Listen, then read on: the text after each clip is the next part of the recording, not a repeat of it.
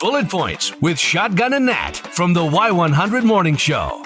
Hello and welcome. It's Shotgun and Nat, and I guess I didn't realize what doing a show every day with an English major was going to be like. And any of you that have spent time with this show before with my past partner knows that I have this coming 100%. Yes, I'm told you might have corrected Charlie's grammar a time or two.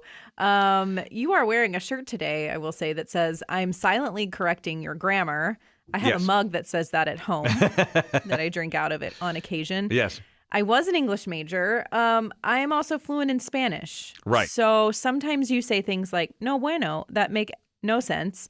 And I just cringe a little bit. I'm like, Yeah. I'm trying to be better.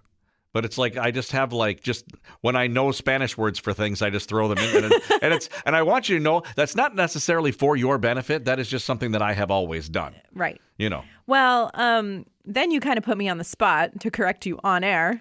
So thanks for that. Thanks for that. It started because the Zac Brown band song, like, Adios y vaya con Dios. Right.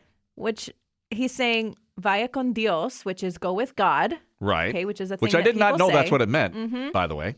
But he says Dios, which no one pronounces it that way. It's Dios. Kind of like yes, technically two syllables, but you just say, it would be like saying, go with God. Like, no one talks like that. Right. So I was telling you that off air, and then you put me on the spot, and you're like, all right, Nat says that this, and I'm like, oh, no. Well, and it was funny because it's like, I mean, and it, just to my ear, I hear what you're saying. I don't hear what you're saying. Really? You know what I mean? It's like to me, it's like Dios and Dios sound the same to me. No. I understand what you're saying. Yeah. All right. Well, I do like that song, though. I do. I was singing along with it. I wasn't prepared to call out Zac Brown. It's like when people add extra syllables into things like when you are very frustrated. Yeah, exactly. Or like if you're from the South and everything has multiple syllables to it. That's just how it sounds. Yeah. How'd you like my Southern accent? That was really Wasn't good. it? Do I yes. sound like Lainey Wilson yet? I love it. So then that got us into a conversation about grammar, and I had Shotgun guess the most complicated word in the English language. It has 3 letters, and a lot of our friends guessed it. I will say, as I wasn't sure where you were going when you said the most complicated word in the English language. Okay. I was like, are we thinking like to pronounce? Is it to, is it like it? But I do want to take credit for the fact that I probably came up with the number 2 word. Which was what? Set. That's right. That's So what I you was said. on the right Yeah. track because a set, you can set something down. You can have a music set. You can have a volleyball set. Right. I mean, there's a bunch of different ways to use the word set. And that was the only word I could think of, but I was way wrong. Well, for the same reason, because it has 645 meanings, the word run is apparently the most complicated word in the English language, according to Oxford English Dictionary editors. So this is kind of like the story they put together. Ready? So like context is everything. Yeah. When you run a fever, those 3 letters have a very different meaning than when you run a bath to treat it, or when your bath water subsequently runs over and drenches your cotton bath runner, forcing you to run out to the store and buy a new one, a new runner. There you run up a sizable bill because besides a rug and some cold medicine, you also need some thread to fix the run in your stockings and some tissue for your runny nose and a carton of milk because you've run through your supply at home. And all this makes dread run through your soul because your Value Club membership runs out at the end of the month and you've already run over your budget on last week's grocery run when you ran over a nail in the parking lot. Now your car won't even run properly because whatever idiot runs that store apparently lets his staff run amok. And you know you're letting your inner monologue run on and on and on. But gosh, you do things differently if you ran the world. So maybe you should run for office.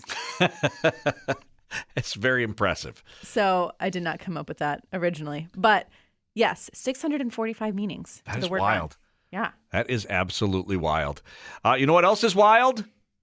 Is when your wife opens up things she's not supposed to at your house. So we have a rule at my house that when things come through the mail in any kind of a box or a package, If it is something that is for me, it will have my name on it. If it was something for my wife, it will have her name on it. And when we buy things for each other, we have to send them to ourselves so that the other person doesn't know. Yeah, that makes total sense to me. So my wife had a package, so a package came the other day. It was to me, and my wife went and opened it. It was her Valentine's gift. Ugh, I know. That's so sad. She's like, I thought it was one of the bras that I ordered. I'm like, okay. I'm like, all right. Bummer. What was But it? I didn't look. I'm like, of course you looked. It was like a little penguin thing that you bought her. I mean, like I said, it wasn't anything extravagant. It was cute. But it was sweet, and it was sweet. the thought that counts. Yeah. And now you feel like you need to buy her another gift, even though our friends listening were like, no, you don't. You did your job. Maybe know. you just buy her some flowers. I know, but it's like, on Valentine's Day, you don't want to be like, yeah, well, remember that time when you went and opened up your gift early? I mean, Kind of ruins the mood on Valentine's Day, just saying. That's kind of what Al did on Christmas. Hi, this is Al. Are you still taking the calls on the gift? Yes. What happened to you, buddy? Well, okay. I'm 77 now, and this happened when I was 23, the first year we were married. And I had bought my wife a winter coat that I just loved. And the store gift wrapped it for me, and I put it in a place that I thought was safe. But she found it and opened it up, and I could tell it was open because the bow was in a different place and the paper was ripped a little bit. So I knew it was opened already, so I took it back to the store and returned it. Well, on Christmas Day, she was looking around after we had given each other our gifts, and she said, "Isn't there anything else?" And I said, "No." I said, "If you're thinking of a coat," I said, "I returned it." Well, needless to say, she was more than a little irritated, but I said, "You spoiled my Christmas gift to you." And she never, in 40 years, she never opened another gift. We also heard from a friend who said, my husband opened the onesie I got to tell him I was pregnant. So it's like, Oh, man. just don't open Yeah. a package that comes in someone else's name.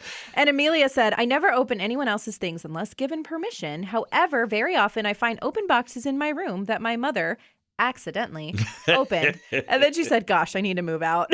Right. Oh, my gosh. That's hilarious. All right. Well, I want to give a quick shout out to Lindsey Vonn, an Olympian for Team USA.